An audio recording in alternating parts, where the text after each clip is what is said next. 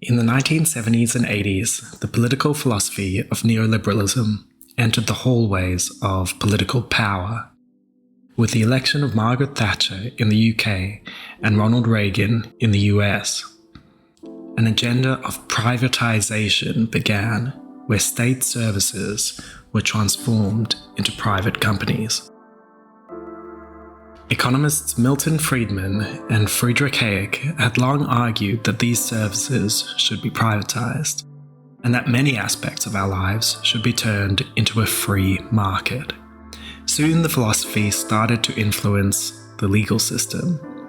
Private prisons began expanding across the United States, and access to justice became increasingly about private wealth rather than public equity. This is the world according to neoliberalism, Part 3, Law and Justice.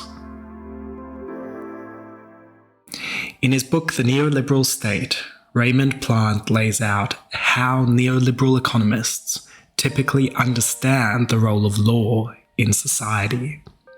He sets out a dichotomy between the old version of law that we all know and the new neoliberal tradition. In a traditional democratic state, Plant says, the law is created for goals and objectives as decided by the people and their political representatives.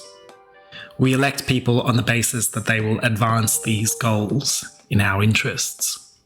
This is called a telecratic society, from the Greek telos, meaning end goal or aim.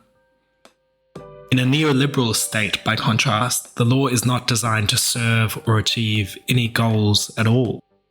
Instead, the law is created to protect the free market as a system of rules that ensures free competition.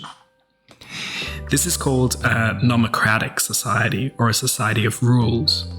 Chief amongst these rules is the rule of law, the idea that no one is above the law and that everyone is equal under the eyes of the law. Instead of pursuing goal-orientated laws, like affirmative action or progressive taxation, the neoliberal state merely guarantees certain rights, such as free speech and private property rights. The free market, it is believed, will deliver the best outcome, and so the law does not need to determine the outcome ahead of time. Frederick Hayek endorsed this perspective. Instead of aiming to make people equal through the law, the neoliberals thought it was better to see everyone as equal under the law. The rule of law was more important than any just outcome or equitable distribution. This is a classical distinction, and it's sometimes framed in another way as being about equality of opportunity rather than equality of outcome. Instead of making sure everyone ends up with the same wealth, the neoliberals merely wanted everyone to have the right to compete. The free market was meant to follow through on equality in its own way. In their aversion to government services, neoliberal thinkers also didn't like democracy or democratic institutions. Democracy was viewed as a luxury, which was only possible under conditions of relative affluence, coupled with a strong middle class to guarantee political stability. Instead of democracy, the neoliberals wanted a market-led alternative, where consumers made decisions for themselves. Democratic institutions could be replaced by non-democratic market alternatives that operate under broad policy mandates, such as the World Bank, International Monetary Fund, and World Trade Organization. These institutions could be run by experts who knew the relevant topics. Neoliberals tended to prefer this form of a society led by experts and elites. Expert leaders, they argued, would triumph in the market of competition and would therefore be deemed worthy of their place in leadership. Critics of neoliberalism highlight the growth of income and wealth inequality over the last few decades as a sign that experts and elites, when placed in positions of power, are incapable of looking after people from other disadvantaged groups. A market economy might lead to a trickle-down effect, but it more often leads to a winner-takes-all economy, in which the best competitor takes the greatest amount and the disadvantaged are left with very little. By the late 2000s, neoliberal ideas were being applied to issues of law and justice. The public prison system was increasingly being privatized and turned into a market, with fierce competition for profits. In the United States, since the year 2000, there has been a 32% increase in the number of prisoners being held in private, for-profit prisons. Like all businesses, private prisons seek to maximize profit. To do so, they have an incentive to encourage higher rates of incarceration, because they make more money the more people they have imprisoned within their walls. Prisoners are used as a cheap labor force, and their work is sold on to governments and other companies, while they receive only a small share of the income. At the end of President Obama's second term, then Deputy Attorney General Sally Yates announced that the administration would phase out private prisons. CoreCivic and Geo stocks plummeted. 2 months later, President Trump was elected and the stocks soared. There has been political sensitivity in our stock. It's unfortunate, but our focus continues to be operations. That's what we can control. We can't control the political dynamic. There's absolutely nothing wrong with profiting off of anything. The question is, are you providing a service with good quality, with humane conditions, and so on? The profit motive prevents private prisons from focusing on the thing that prisons were traditionally built for, the rehabilitation of prisoners, so that they can again enter back into society. Instead, private prisons have an incentive to keep prisoners there as long as possible. Along with private prisons has come the increasing privatization of justice.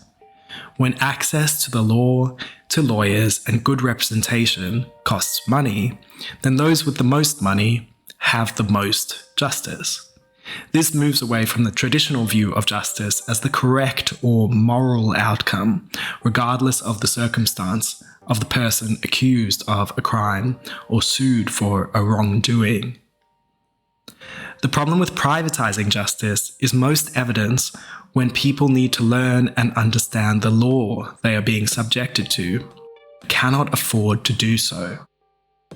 This results in a strange situation where people are subject to the law but ignorant about what it is, but nevertheless have to obey it. In 1915, Franz Kafka documented this phenomenon in his short parable, Before the Law. Before the law sits a gatekeeper. To this gatekeeper comes a man from the country who asks to gain entry into the law. But the gatekeeper says that he cannot grant him entry at the moment. The man thinks about it and then asks if he will be allowed to come in later on. It is possible, says the gatekeeper, but not now. At the moment, the gate to the law stands open, as always, and the gatekeeper walks to the side, so the man bends over in order to see through the gate, into the inside. When the gatekeeper notices that, he laughs and says, "If it tempts you so much, try it, in spite of my prohibition. But take note, I am powerful, and I am only the most lowly gatekeeper. But from room to room stand gatekeepers, each more powerful than the other. I can't endure even one glimpse of the third." The man from the country has not expected such difficulties. The law should always be accessible for everyone, he thinks. In the parable, spoilers, the man dies outside the gate, waiting to gain access to the law. It turns out that the gate was designed just for him, and that everyone has their own gate, but no one has access. When the man dies, the gatekeeper closes that personal gate. The parable is a representation of what happens when we make law about the individual, about power, and make it inaccessible to the average person. As the man suggests, the law should always be accessible for everyone, but in reality, it isn't. the costs and difficulties with accessing the law means that it at times does not serve the public in the way it should. Those who have the most money and resources have access to both the law and to good representation, while those who are the least among us never get to understand the law that they are being subjected to. This is the ultimate risk of a neoliberal legal order, where the law is privatized and everyone must compete in the free market of the legal system for representation, for access, and for justice. This video was sponsored by the Cambridge Centre for International Research. The centre aims to make academic knowledge more accessible to the general public, which is something I strongly believe in. Thanks for watching my videos. Feel free to like and subscribe to the channel and comment below to share your thoughts on neoliberalism.